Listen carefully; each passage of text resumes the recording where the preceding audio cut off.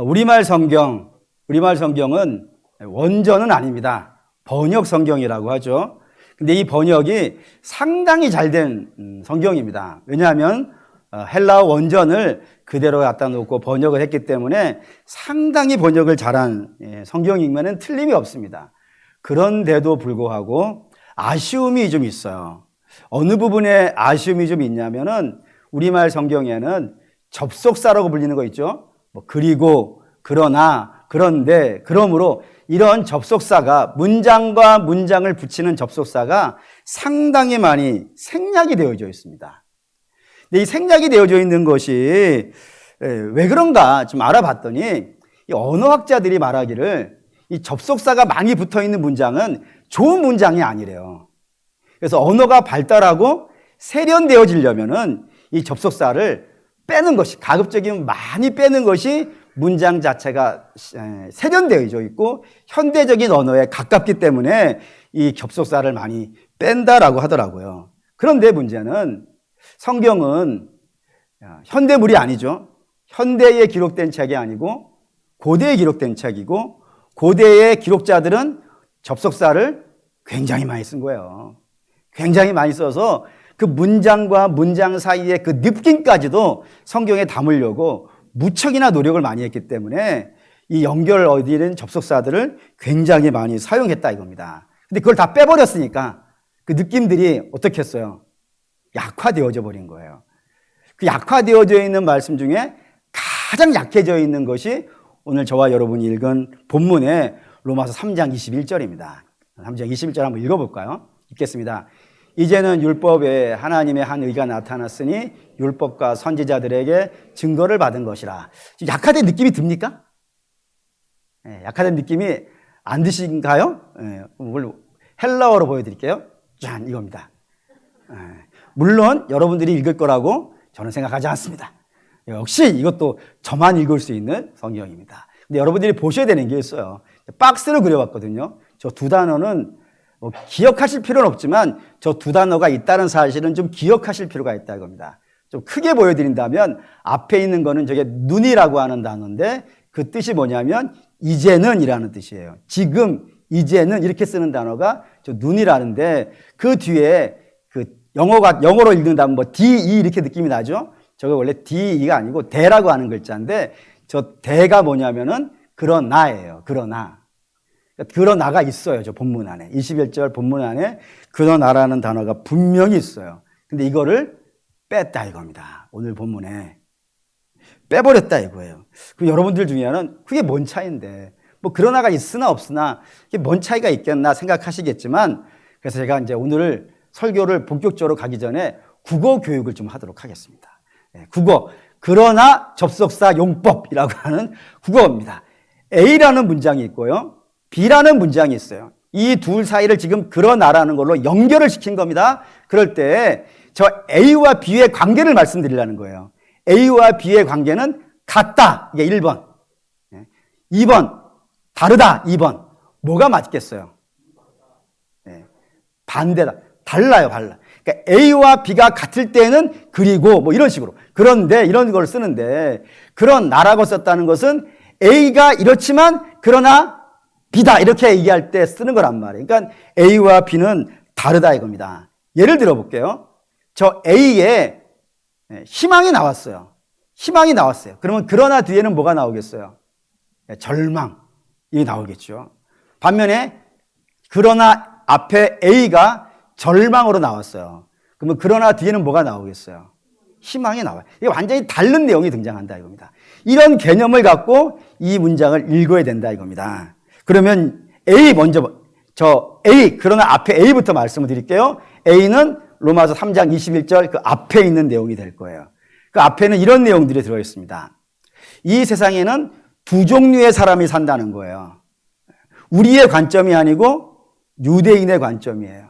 유대인의 관점에는 세상에는 두 종류의 사람만 산다.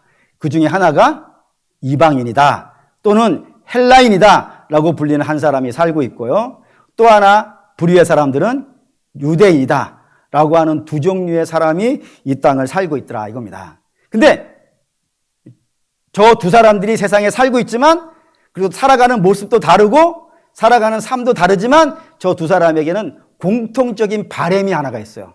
근데 저것은 저 두 종류의 사람만이 아니라 지금 우리도 마찬가지예요. 우리도 얼굴 모양이 다르고 사는 데가 다르고 사는 방식은 다 다를 수 있을지는 모르겠지만 우리 모두는 동일한 소원이 하나가 있습니다. 그게 뭘까요? 아니, 신자든 불신자든 관계없이 모든 사람이 가지고 있는 소망이 하나가 있다 이거예요. 그게 뭘까요? 잘 되는 거예요. 혹시 잘 되는 거 싫어하십니까? 성공하는 거 싫어하십니까? 행복한 거 싫어하십니까? 잘 되는 게 모든 사람들의 다 소원이에요. 공통된 소원이에요. 단지 다른 게 있다면 그 잘 되는 것을 이루려는 방법에서 두 종류의 사람이 달라진다 이겁니다. 어떻게 달라지냐면 저 이방인들은 기본적으로 하나님을 알겠어요? 모르겠어요? 모르죠. 하나님을 모르니까 하나님으로 추구하겠습니까? 하나님이 아닌 걸로 추구하겠습니까? 하나님이 아닌 거예요. 하나님이 아닌 걸로 추구하는 게 뭐냐면 지성과 이성이에요.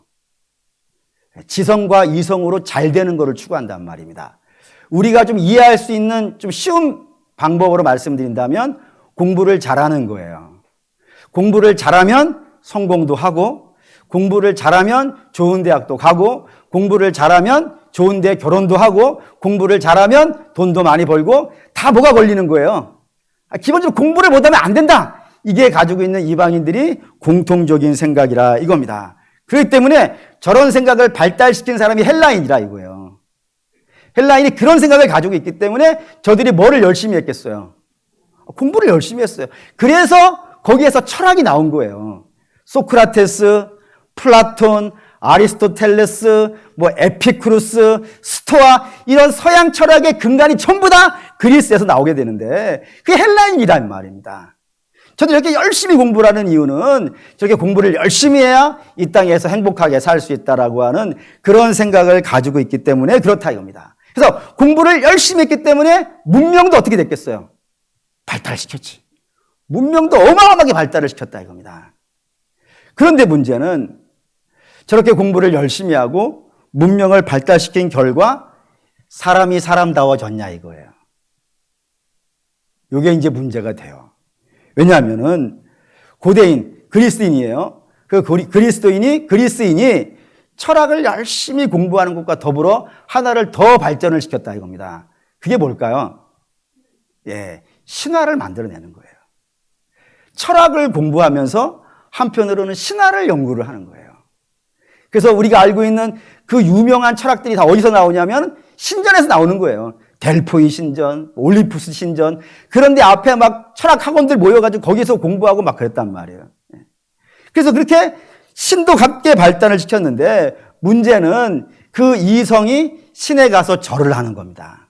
자기가 신을 만들어 놓고 그 신 앞에 가서 머리를 숙이는 거예요. 재물을 갖다 바치고요.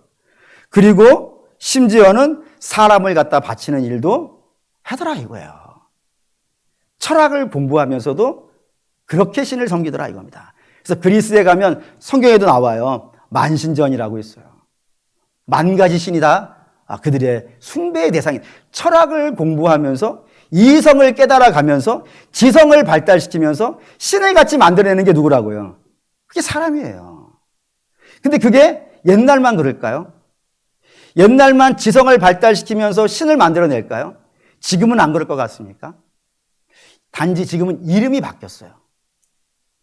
옛날에는 신이 자기의 인생을 주도한다라고 했지만 지금은 신의 이름을 바꿔서 다른 걸로 부른단 말이에요. 그게 뭐냐면 돈이에요. 돈은 누가 만든 거죠? 사람이 만든 거예요. 그럼 누가 누구에게 충성을 해야 돼요? 돈이 사람에게 충성을 해야죠. 돈이 사람에게 목숨을 바쳐야 되는 거예요. 그런데 실상은 어떤가요? 사람의 양심을 돈을 위해서 팔아버리죠. 그리고 돈을 조금 더 벌 수 있다면 사기치는 것도요. 두려워하지를 않아요. 심지어는 아는 사람도 사기를 쳐요. 가까운 사람 조심하실 필요가 있어요. 가까운 사람 믿었다가 큰 코 다친 예가 많이 있는 거 어쩌면 여러분 경험해 보신 분도 있을지 모르겠어요. 뿐만 아니라 돈 때문에 목숨 거는 일도 있고요. 돈 때문에 부모와 형제 간에 의가 상하는 경우도 있고 돈 때문에 형제들 간에 칼부림하는 경우도 있어요. 누가 누구에게 목숨을 바치고 있는 중이에요, 지금이. 안타깝지만 그렇지 않습니까? 이처럼 하나님 없는 자는 자기들이 만들어낸 거를 신으로 섬기고 거기에 목숨을 바치고 그거 없으면 마치 죽는 것처럼 그런 모습으로 살아가더라. 이게 이방인의 모습이에요. 여기에 의가 있겠습니까? 의가 없는 거예요. 그러면 이런 것뿐만 아니라 사람의 심성은 어떻게 됐을 것 같으세요? 이성이 발달할수록 사람들의 심성이 좋아졌을까요? 그게 그리스 시절에 안 좋았다는 사실을 대표적으로 보여주는 경기가 하나가 있습니다. 그러니까 그리스 사람들은 로마 사람은 법을 잘 만드는 사람들이고 그리스 사람은 철학을 잘 만드는 사람들인데 어쨌든 학문을 기가 막히게 발달시킨 사람들이거든요. 근데 그런 사람들이 경기, 스포츠 굉장히 좋아하는 스포츠가 있었다는 겁니다. 우리 같으면은 뭐 야구를 좋아한다, 또는 뭐 축구를 좋아한다, 뭐 달리기, 육상, 뭐 수영 이런 거 좋아하잖아요. 네. 그런데 그 로마 사람들이 유달리 좋아하는 스포츠가 있다는 거예요. 그게 뭐였을 것 같으세요? 검투사 경기예요. 사람들을 잡아와가지고 싸우게 만드는 걸 구경하는 걸 좋아하는 거예요. 그게 정상적인 건가요? 심지어는 어느 타이밍에 싸움 붙이는 거를 재밌어 하는데 그 싸움 붙여놓고 그냥 끝나면 재미없었다 그런단 말이에요. 반드시 거기에 피가 흘려야 되고 누가 죽어야 돼요. 막 그런 걸 보면서 그 피를 보면서 즐거워해요. 환호를 하고. 여러분 그게 정상적인 걸까요? 여러분 무도라는 거 있지 않습니까? 무술. 그 무도라고 하는 것은 원래 만들어진 목적이 죽이기 위한 것이 아니에요. 무도예요. 도를 쌓기 위해서 하는 거예요. 자기를 수양하기 위해서 도를 하는 것이지 남을 괴롭히기 위해서 하는 것이 원래의 목적이 아닌데 그거를 남을 해코지해야 피를 흘려야 재밌어 하는 것이 되어졌으니 이 참 골치 아픈 일이 아니겠습니까? 그뿐이 아니라요. 미워하고 질투하고 시기하고 분내고 이런 거 못 배운 사람들만 하는 건가요? 잘 배운 사람들이 이런 거 안 하던가요?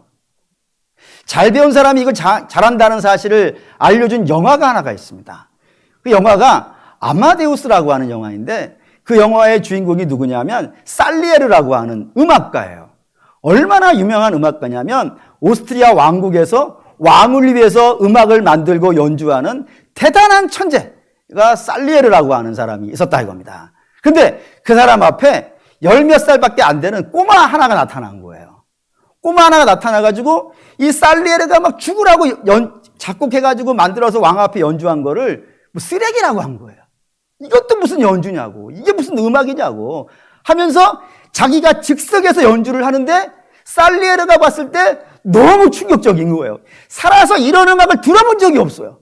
그래서 이 대단한 궁중 음악사가 열 몇 살밖에 안 되는 꼬마 음악사를 시기하기 시작합니다.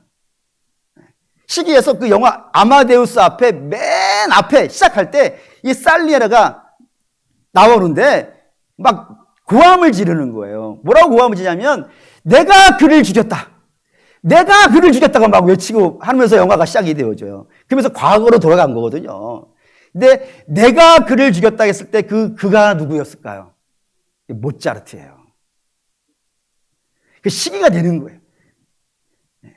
나도 천재인데 그래서 나는 내 위에 아무도 없는 줄 알았는데 나보다 더 뛰어난 자를 보니까 그 시기심과 분노심으로 말미암아서 그 천재 모차르트를 죽여버리는 그런 일이 못 배운 사람에게만 있는 게 아니에요.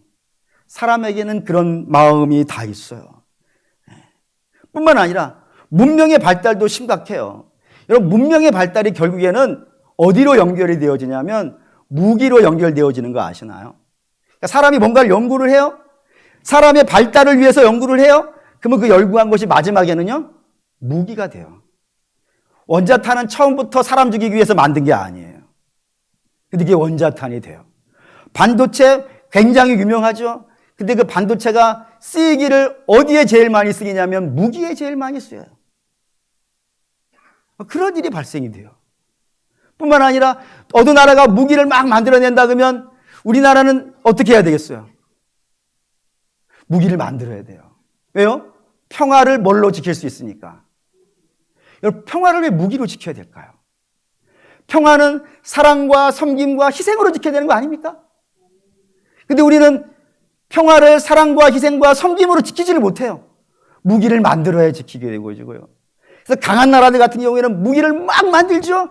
그리고 그 무기를 만든 거를 어떻게 소비를 해야겠으니까 어디 나라 가서 전쟁을 시작을 해요. 참 특이해요. 사람이라는 존재는 참 특이해요. 하나님께서 만드신 피조물 중에 이렇게 특이한 존재들이 없어요. 그러니 이런 사람에게 의가 있겠습니까? 의가 없더라 이거예요. 하나님과 관계없는 자들에게는 의가 없더라. 이방인들에게는 의가 없더라 라고 성경이 설명했어요. 그러면 하나님과 관계가 있었던 유대인은 좀 나을까요? 사도 바울이 그러죠. 유대인은 좀 낫겠냐? 라고 물어봤어요.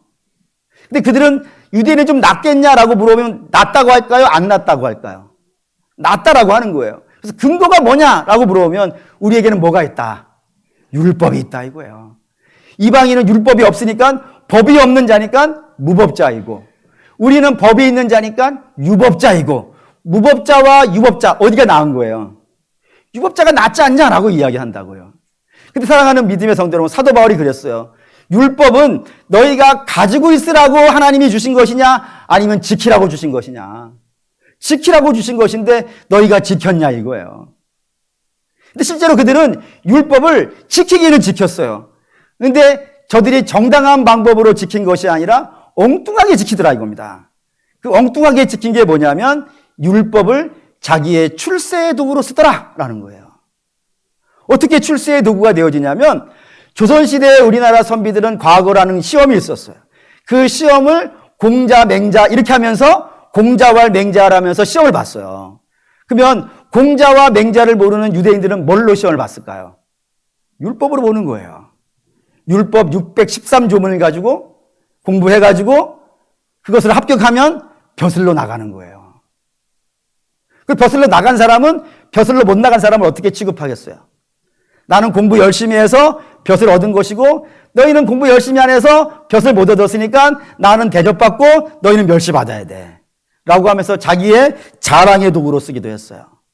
또 뿐만 아니라 내가 법을 알고 있는 사람이고 그 법을 가지고 사용하는 사람이니까 그 법으로 다른 사람을 지배하는 데 썼어요. 율법은 세상의 법하고는 좀 달라요. 율법이라고 하는 것은 자기를 다스리라고 주신 거란 말이에요. 근데 자기를 다스리지 않고 누구만 다스리더라고요. 남은만 다스리더라 이거예요.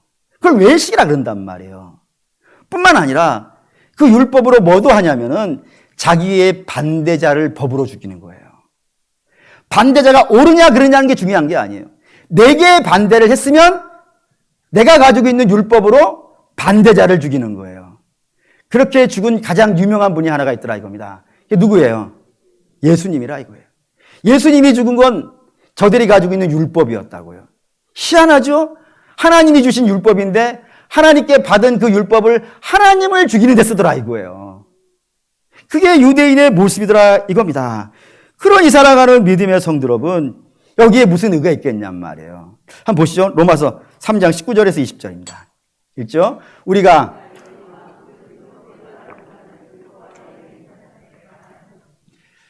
모든 입을 막고 온 세상으로 하나님의 심판 아래 있게 하려 함이라.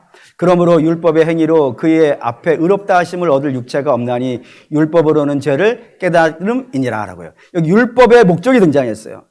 율법이라고 써 있지만 유대인은 율법이라고 읽는 것이고 이방인들은 지성으로 읽어도 상관없어요. 근데 율법의 목적이 등장했습니다. 그 목적이 뭐라고요? 죄를 깨닫는 것. 한번 좀 생각을 해보세요. 하나님이 주시는 거예요. 하나님이 주시는 것은 사람에게 목적이 있어요. 그 목적이 다 뭘 것 같으세요? 하나님이 여러분에게 뭘 주세요? 여러분이 여러분 자녀에게 뭘 주세요? 그때 뭐를 줄 때 어떤 목적으로 주세요? 잘 되라는 목적으로 주시지 않아요? 아니 모든 부모가 다 동일해요. 자녀가 떡을 달라는데 돌을 줄 자가 없고 생선을 달라는데 뱀을 줄 자가 없어요. 자녀에게 좋은 거를 줘요. 잘 되는 거를 줘요. 뭐든지. 그럼 하나님이 우리에게 주시는 것도요. 다 잘 되는 게 위해서 주시는 거예요. 그럼 율법은요. 겨우 죄가 무엇인지를 깨닫게 하는 것 정도로만 주셨을까요? 저는 아니라고 생각해요. 율법은 그거를 지킴으로 복받으라고 주신 거예요. 복받으라고. 하나님의 은혜를 입으라고. 잘 되라고 주신 거란 말이에요. 근데 잘 되라고 주신 거를 가지고 잘 되게 쓰더라 못 쓰더라. 못 쓰더라 이거예요. 지혜도 마찬가지고 지식도 마찬가지예요. 뭐든지 하나님께서 우리에게 주신 건 우리 잘 되라고 주신 거예요. 근데 잘 되는데 쓰더라 못 쓰더라. 못 쓰더라 이거예요. 왜요? 모두가 다 죄인이니까. 잘 되라고 주셨는데 잘 못 되는데 쓰더라 이거예요. 그래서 겨우 남는 게 뭐였다고요? 그걸 행하면 행할수록 내가 죄인이라는 것밖에 깨닫지 못하더라 이거예요. 남는 게 그것밖에 없다는 것이지 하나님이 그것밖에 안 주셨다는 게 아니에요. 하나님 풍성하게 주셨음에도 불구하고 그걸 겨우 죄를 깨닫는 데밖에 쓰지 못하는 것이 우리 연약한 인생이라 이겁니다. 왜냐하면 그게 죄인이니까. 그래서 죄인의 특징이 있어요. 하나님과 단절된 자예요. 생명된 하나님과 단절되어졌으니 사망이고 의와 단절되어졌으니까 의로운 하나님과 단절됐으니까 불이고요. 법이신 하나님과 단절되었으니까 불법이고 선하신 하나님과 단절되었으니까 불선이에요. 다 그렇게 됐다고요. 그래서 선하려고 하는 마음은 있을지언정 선을 행할 능력이 사람에게 없고 뿐만 아니라 어쩌면 선을 행할 마음도 없을지도 몰라요. 그래서 사람을 가만히 쳐다보고 사람을 가만히 묵상해보고 인류 역사를 가만히 살펴보면 전부 망하는 역사예요. 나라가 섰더라 망하더라. 섰더라 망하더라. 뜻을 이루지 못하더라 라고 하면서 끝나요. 구약성경도 마찬가지고요. 그래서 인류 역사를 공부하면 모든 분들이 다 그렇게 얘기하더라고요. 허무하다고. 절망이라고. 사랑하는 여러분, 여기가 A예요. 그러나 앞에 A가 뭐냐면 인생은 절망이었다. 희망이 없더라. 라고 하는 부분이 A가 된다 이겁니다. 그리고 거기가 복음의 출발점이에요. 절망과 허무와 좌절과 사망이 복음의 출발점이에요. 그런데 문제가 여기 있어요. 안타까운 점이 여기 있어요. 그게 뭐냐면 어떤 사람은 복음을 여기서 출발시키지가 않아요. 복음을 어디서 출발시키냐면 지금보다 조금 더 나은 삶이 되는 것. 지금도 괜찮아요. 지금도 나름 괜찮아요. 지금도 나름 괜찮은데 그보다 더 잘 되는 것, 복 받는 것, 이런 것 쪽으로 복음을 출발시키는 경우들이 종종 있어요. 근데 여러분, 그러면 안 돼요. 만약에 복음이 지금보다 조금 더 나아지는 삶을 위해서, 쉽게 말해서 복을 받기 위해서 복음을 출발시킨다 그러면 사실 우리는 예수 이제 안 믿어도 돼요. 너무 충격적인가요? 사실 그래요. 왜냐하면 건강해지기 위해서 복음 믿는다 그러면은 지금 이 정도면 건강하지 않습니까? 아니, 우리가 꼭 김종국이 돼야 될 필요는 없는 거 아니겠어요? 이렇게 나와야 될, 그럴 필요 없지 않겠어요? 뿐만 아니라 조금 더 부자 되셔야겠어요? 얼마나 부자가 되셔야겠어요? 여러분, 세계를 한번 나가보시죠. 아니, 세계까지는 아니더라도 우리나라에 외국에서 노동자들 많이 와 계시니까 한번 좀 만나서 이야기라도 좀 해보시죠. 그분들 왜 불법 체류까지 해가면서 이 땅에 남아있으려고 몸부림치는지요. 여기서 몇 년만 돈 벌면은 자기 나라 가서 집 지을 수 있다면서요. 우리 꽤 부자인 거 아십니까? 얼마나 더 부자가 되어지면은 욕심을 그만 낼 수 있을까요? 뿐이 아니라 공부도 좀 그래요. 이 정도, 아니, 시장 나가지고 돈 주고 물건 사올 수 있으면 수학 잘한 거잖아요? 아니, 우리가 미적분을 해야 될지는 잘 모르겠어요, 지금도. 물론 중요해요. 학문은 다 중요해요. 근데 그 학문으로서 중요한 것이고, 사랑하는 우리 믿음의 성도 여러분, 아니, 이 정도면 돼요. 이 정도면 돼요. 근데 얼마나 더 욕심이 있어야 될까요? 그래서 세상 사람들이 간혹 예수 믿는 사람들을 욕심쟁이라고 불러요. 지금도 충분한데 신의 이름으로 더 잘 되기를 원하고 죽어서까지 천국까지 가야겠으니 뭔가 더 갖고 있다는 거 아니겠어요? 우리의 신앙의 목적이 더 갖는 게 아닌데, 아니 우리 주님이 이 땅에 오셔가지고 살아가는 방식이 인자돈 머리 둘 곳이 없다는 것인데, 우리는 그보다 많이 가지고 있으면 좀 만족할 줄 알아야 되지 않겠습니까? 그런데 그게 만족이 안 돼가지고 신의 이름으로 더 갖는 것까지를 추구하고 있다면은, 아니 지금 그렇잖아요. 근데 복음 거기다 쓰면 안 되는 거예요, 여러분. 복음은 거기다 쓰는 것이 아니라 이겁니다. 복음을 어디다가 써야 되냐면, 복음은 어디서 출발돼야 되냐면 우리의 현실에서 출발해야 되는 거예요. 우리 현실이 뭐예요, 여러분? 로마서 6장 23절. 로마서 6장 23절. 읽겠습니다. 죄의 삭시, 여기까지만 읽읍시다. 우선은 여기까지만 읽을게요. 죄의 삭시 뭐라고요? 사망이에요. 우리는 죄인이에요. 죄인이면 이미 뭐예요, 이미 사망이에요.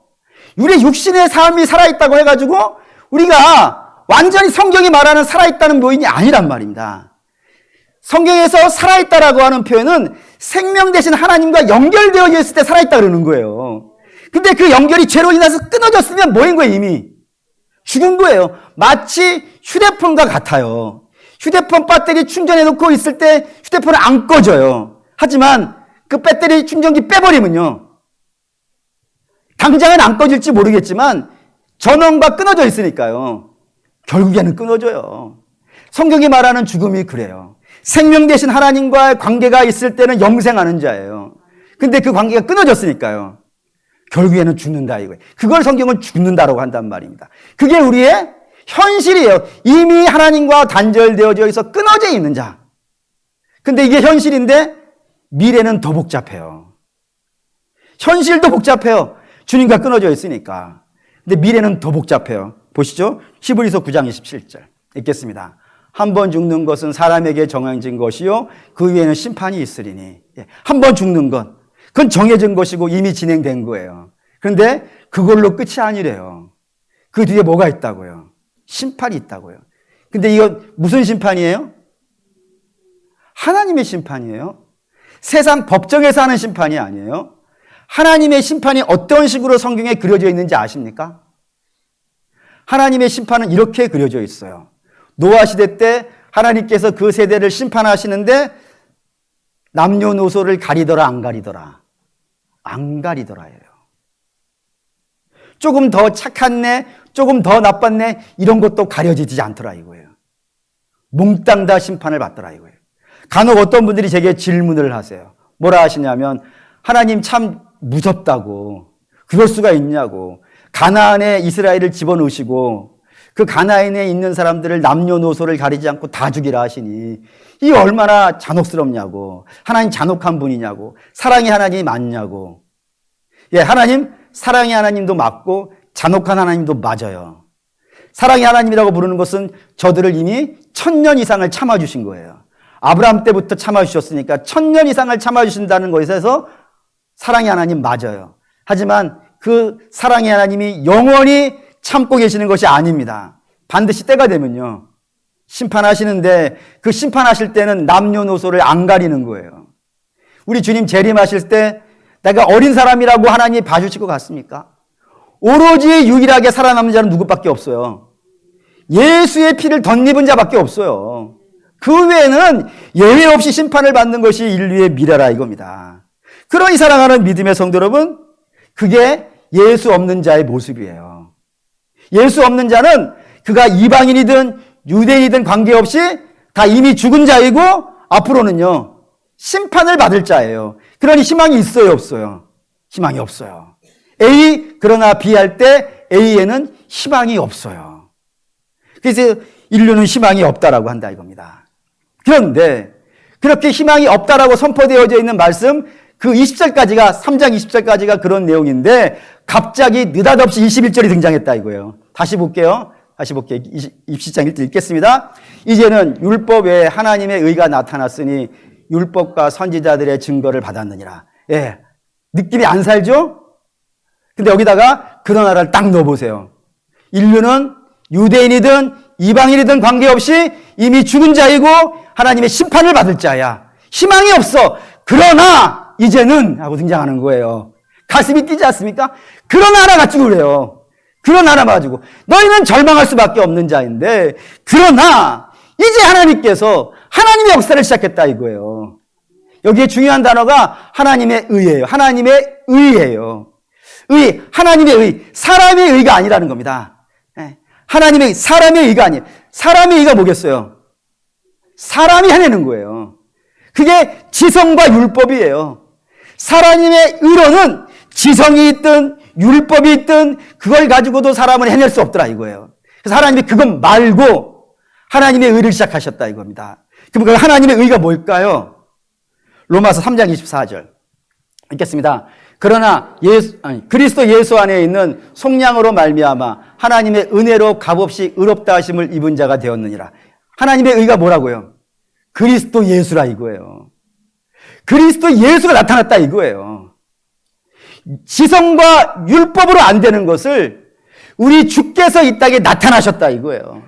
그러면서 중요한 단어가 속량이라고 하는 단어를 썼다 이겁니다. 이 단어를 여러분이 기억하셔야 돼요.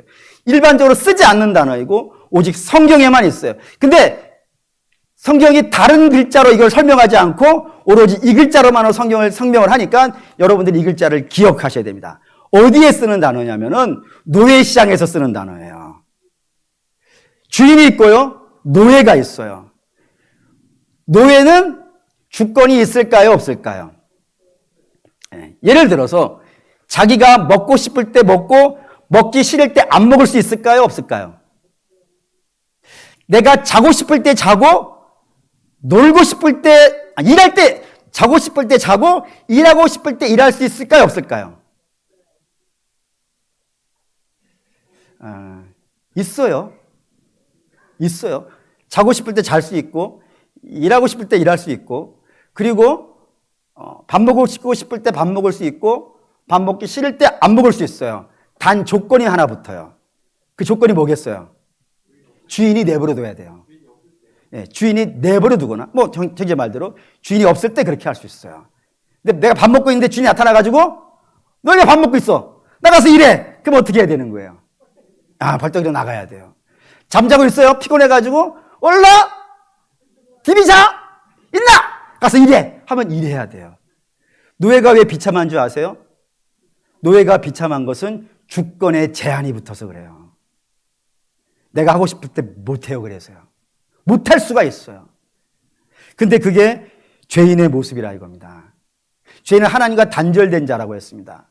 하나님과 단절되어져 있으면 나만 있는 거라고 생각하시면 오해예요. 절대로 그런 일은 벌어지지 않아요. 내가 하나님과 단절되어져 있으면 나를 찾아오는 자가 있어요. 누가 찾아오겠어요? 죄가 찾아와요. 사탄이 찾아와요. 그래서 나를 지배해요. 지배해서 평소에는 내 마음대로 사는 거 내버려둬요. 그러다가 사단이 원할 때, 죄가 원할 때 나를 청구해요. 그래서 여러분 간혹 이런 말 쓰시는 경우 있죠.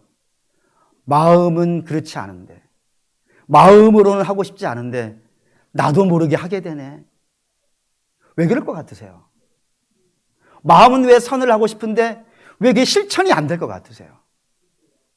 예, 죄가 낯을 지배하고 있기 때문에 그렇습니다.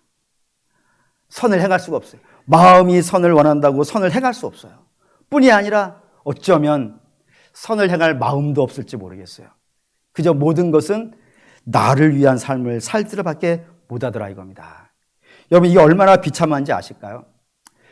어느 날 율법학자가 예수님께 와서 물었어요. 예수님, 율법 613개 중에서 가장 큰 계명 2개가 뭡니까? 라고 물어봤을 때 주께서 분명하고 단언적으로 선언하셨어요. 첫 번째 율법은 뭐라고요? 하나님을 사랑하는 거라고요. 두 번째는요, 이웃을 사랑하는 거예요. 세 번째가 없는 거 아셔야 돼요. 세 번째는 자기를 사랑하는 거예요. 물론 그런 게 없어요. 하나님의 율법은 전부 다 나 아닌 다른 자를 사랑하는 거예요. 하나님을 사랑하고 이웃을 사랑하는 거예요.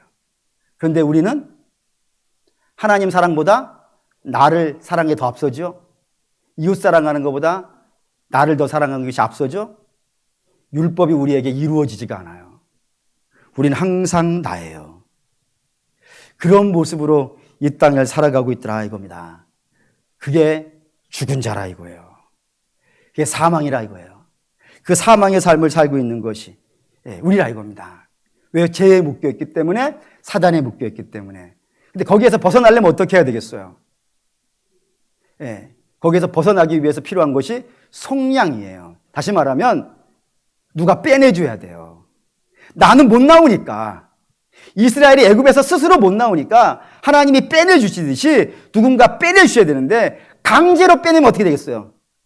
주인이 있고 주인 밑에 종이 있어요. 그 종을 내가 더 힘이 세다고 해가지고 강제로 빼내오면요, 그거 강도지.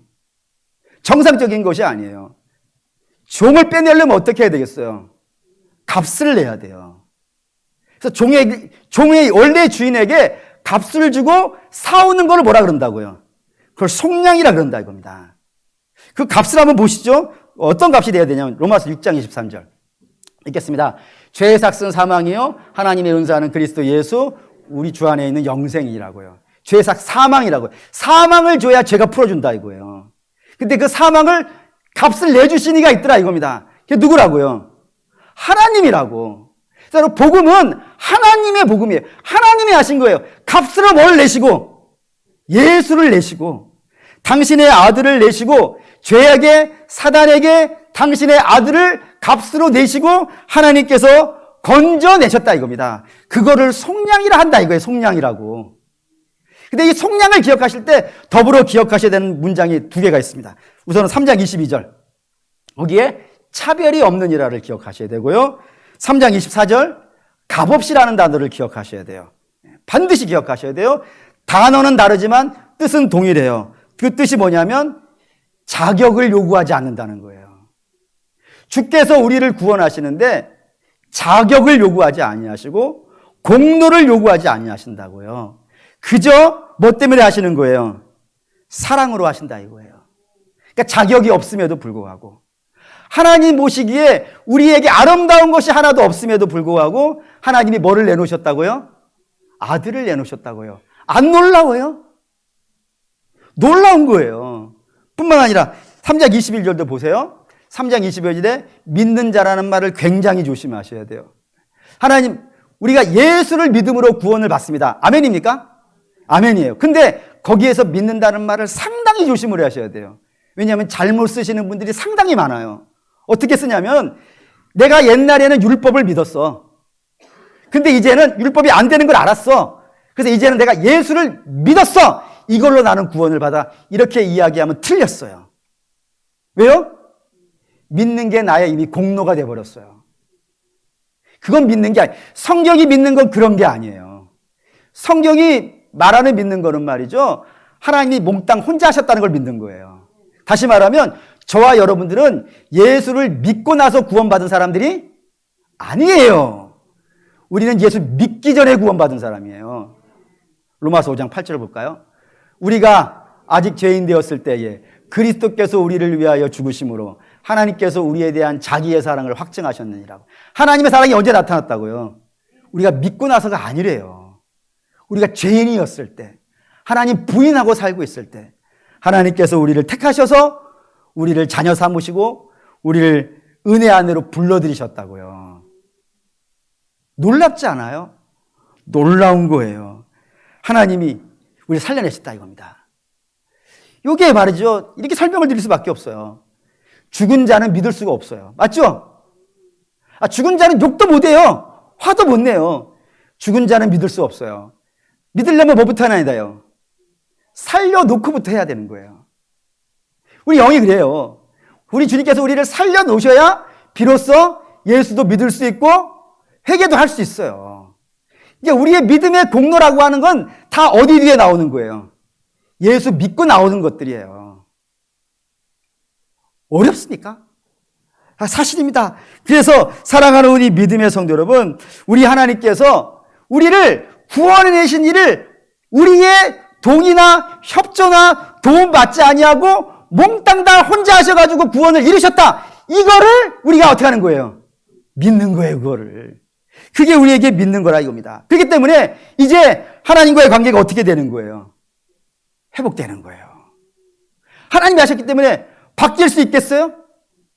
하나님이 옛날에는 그랬는데 지금 못해 바꾸실 수 있겠냔 말이에요. 실패할 수 있겠어요? 불가능해요. 하나님이 이루셨으니까 하나님 완성하실 거예요. 바꾸시지 않을 것일 거예요. 그러니 바꾸시지 않을 거니까 우리는 죄에서 자유를 입었어요. 아멘입니까? 그리고 죄에서 자유를 입었으니까 예수님과 연합이 됐어요. 뿐이 아니라 예수님과 연합이 되었으니까 우리의 신분도요. 바뀌었어요. 어디에서 어디로요? 죄에서 의인으로, 원수에서 자녀로 바뀌었어요. 그리고 자녀가 되었으니까 하나님 앞으로 갈 수 있어요, 없어요? 갈 수 있어요. 가서 뭐 하겠어요? 사랑받고 교제하고 나누고 우리 주님 우리를 고치시고 새롭게 하시는 일을 하실 수 있어요. 뿐이 아니라 이제 은혜를 입었으니까 왕노릇 할 수 있어요. 이게 우리가 누리고 있는 복이라 이겁니다. 물론 예수 믿는 자로 하더라도 넘어질 날도 있고 실수할 날도 있어요. 그렇지만 그런 거에 관계없이 저와 여러분들은요, 예수 그리스도와 함께 이미 하나님의 보좌 우편에 앉아있다라고 에베소서가 선포했단 말입니다. 보시죠. 이건 찾아봅시다. 에베소서 2장. 에베소서 2장 5절 4절부터 볼게요. 3절부터 봅시다. 안 되겠습니다. 2장 1절부터 보겠습니다. 2장 1절에서부터 9절까지 통으로 한번 읽어보겠습니다. 그는 허물과 죄로 죽었던 너희를 살리셨도다.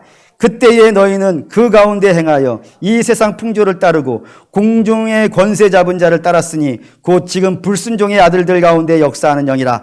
전에는 우리도 다 그 가운데에서 우리 육체의 욕심을 따라 지내며 육체와 함께 마음에 원하는 것을 하여 다른 이들과 같이 본질상 진노의 자녀이었더니 긍휼이 풍성하신 하나님이 우리를 사랑하신 그 큰 사랑을 인하여 허물로 죽은 우리를 그리스도와 함께 살리셨고 너희는 은혜로 구원을 입은 것이시라. 또 함께 일으키시사 그리스도 예수 안에서 함께 하늘에 앉히시니 이는 그리스도 예수 안에서 우리에게 자비하심으로써 그 은혜의 지극히 풍성함을 오는 여러 세대 가운데 나타내려 하심이라. 너희는 그 은혜를 인하여 믿음으로 말미암아 구원을 받았으니 이것이 너희에게서 난 것이 아니요 하나님의 선물이라. 행위에서 난 것이 아니니 이는 누구든지 자랑치 못하게 하려 하심이라고요. 하나님 몽땅 다 하셨다고요. 몽땅 다 하셔가지고 우리에게 거저어 주셨다고요. 이걸 한 단어로 뭐라 그런다고요? 은혜라 이겁니다. 은혜. 은혜로 우리가 자녀되었다. 요게 B예요. 그러니 A, 우리는 절망이다. 그러나 예수 그리스도로 말미암아 우리는 희망이 생겼다 이거예요. 그 문장이 21장이라 이겁니다. 21절이라고요. 인생, 그래서 제목을 이렇게 달았어요. 로마서 3장 21절, 인생의 대전환이라고요. 이 대전의 선포가 뭘로 일어났다고요? 뭘로? 예수예요, 예수. 근데 이게 여기서부터가 안타까워요. 안타까운 게 뭐냐 하냐면 우리가 절망해서 예수로 바뀌는 터닝 포인트가 뭐였다고요? 예수라고요, 예수. 그런데 많은 사람들이 예수라고 생각을 안 하고 있단 말이에요, 지금. 예? 불신자들은 불신자만 그럴까? 예수 믿는 사람은 안 그럴까? 혹시 로또가 인생의 대역전이라고 생각하십니까? 아니 왜 로또가 인생의 대역전이에요? 아니 망하는 쪽이 대역전일 수도 있겠지. 여러분 공부를 잘하는 게 인생의 대역전이에요? 좋은 대학 가는 거예요? 건강한 거예요? 마음이 평화예요? 아니 그게 왜 인생의 대역전이에요? 성경은 인생의 대역전을 뭐라고 선포한다고요? 예수라고 한다고, 예수라고. 근데 왜 우리는 인생의 역전을 예수가 아니라고 생각하는 거예요? 왜 다른 것이 채워지면 나는 만족하고 우리 자녀가 좋은 데만 가면 인생이 바뀐 거라 생각하고 부자만 되어진다면, 사업만 성공되어진다면, 그래서 예수의 이름으로 왜 사업을 구하냔 말이에요. 그건 나머지지, 나머지. 나머지인데 왜 이렇게 본질이 있냔 말이에요, 본질이. 그러니까 교회가 모여가지고 엉뚱한 걸 구하다 보니까 교회는 큰 건물이 됐을지는 모르겠는데 복음의 능력이 약해졌어요. 왜 예수 믿고 받아야 되는, 예수 믿으면 복 받아야 된다고 생각하는 거예요. 예수 믿고 받는 복은 영생이지. 우리는 복음을 다른 데에서 출발시켜요, 자꾸. 예수 믿는 기쁨이 없어요. 그래서 예수 믿는 기쁨이. 예수 믿는 기쁨이 없으니까 예배를 드리는데 맹숭맹숭해요. 내가 예수를 믿어. 이게 복인데 지금. 내가 예배를 드릴 수 있다? 아니, 내가 어떻게 예배를 드려? 시편 8편에 다윗이 이렇게 고백했어요. 사람이 무엇이 간데, 사람이 무엇이 간데 천사보다 못한 우리를 영광의 관을 씌우셔가지고 천사보다 더 대접해 주시는가? 사랑하는 믿음의 성도 여러분, 천사가 예수의 피를 받았나요? 오직 예수의 피는 누가 받은 거예요? 우리 죄인이 받았다 이거예요. 그러니 예수 믿는 게 놀라운 복인데, 우리 주께서는 먼저 그의 나라와 그의 의를 구하라 하시는데 우리는 먼저 나머지를 구하고 그리고 덤으로 예수 믿는 복을 구하고 있는 거 아닙니까? 그러니 우리가 믿음이 시원찮아졌어요. 시원찮아졌어요. 바라고 오는데 사랑하는 믿음의 성도 여러분, 성경은 분명히 절망과 희망으로 바뀌는 전환점을 예수 하나밖에 선포를 안 했어요. 그건 저와 여러분도 예수만 붙잡아야 돼요. 다른 것 우리 하나님이 필요하시면 주실 것이고 필요 없으면 안 주실 거예요. 거기에 너무 창념하지 마세요. 그렇다고 놀고 살라는 거 아닙니다. 부지런히 사시고 열심히 사세요. 근데 그거에 대해서 하나님이 필요하시면 알아서 좋은 걸로 주시리라 믿습니다. 하지만 여러분들이 이 예수 믿으면서 간절히 구해야 되는 것은 예수를 구하십시오. 주님 예수를 알게 해주시고 예수의 십자가를 만나게 하시며 그 예수의 피를 경험하게 해주십시오. 그러면 높은 산이, 넓은 들이, 초막이나 궁궐이나 내 주 예수 모든 것이 그 어디나 하늘나라 돼요. 이거를 누리세요. 이거를 누리세요. 이것을 누린 자는 그 외에 다른 것이 생겨도 기쁨을 얻어요. 하지만 이거 없이 재산이 모인 사람들은 어쩌면 재산 갖고 싸움 날지 모르겠어요. 바라고 원하는데 사랑하는 믿음의 성도 여러분, 이제 6개월, 7개월 남았죠? 이 7개월 동안에 이거 한번 기도해 보세요. 주님, 예수 만나게 해주세요. 주님, 예수의 피로 씻겨지게 해주세요. 근데 남이 얘기하는 예수 말고요. 내가 그 십자가를 직면하게 해주세요. 그래서 우리 주님이 나 같은 사람을 위하여서 어떠한 일을 행하셨는지 그걸 알게 해주세요. 효도가 뭐죠? 부모의 마음을 아는 거예요. 부모가 내게 행한 일을 아는 거예요. 그러면 부모에게 감사하지 않겠습니까? 부모가 가난하다고 멸시하겠습니까? 신앙이 뭐죠? 예수 만나는 거예요. 예수님이 하신 일을 아시는 거예요. 예수의 피로 거듭나는 거예요. 바라거는데 우리 모든 성도들이 이 계절에, 이 화창한 계절에 세상의 영광 필요하실 때마다 누리세요. 근데 저의 관심은 사실 거기는 아니에요. 제 관심은 여러분들이 모두가 예수님과 함께 십자가에 죽으시고 예수님과 함께 십자가에 살아 하나님 보좌 우편에 앉으시기를 주의 이름으로 축원합니다. 결단하겠습니다.